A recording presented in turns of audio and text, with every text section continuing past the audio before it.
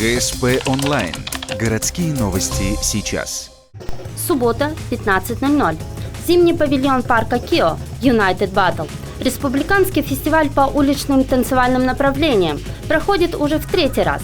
Принимают участие не только жители Коми-республики, но и гости из Кирова, судьи, мастера хип-хопа из Москвы, Симферополя и Ухты, бибой Энди, Рамон и Вадим Гриц.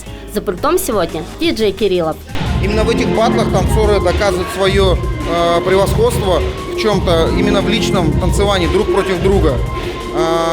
Проводим именно в такой обстановке, как вы успели заметить, обстановка именно такая, где более все узко и более все именно семейно, андеграундово, что называется, в кругах.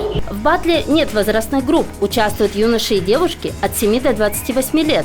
Свои танцевальные навыки представят около 100 конкурсантов. Направлений 4 – хип-хоп, поппинг, электродэнс и брейк-данс.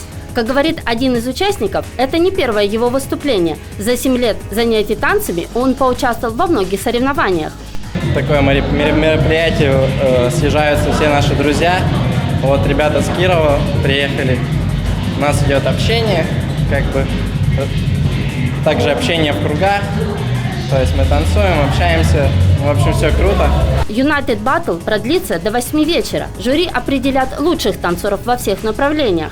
Победителям вручат кубки, грамоты и денежные призы. Следующий фестиваль Dance Integration. Он состоится 20 декабря.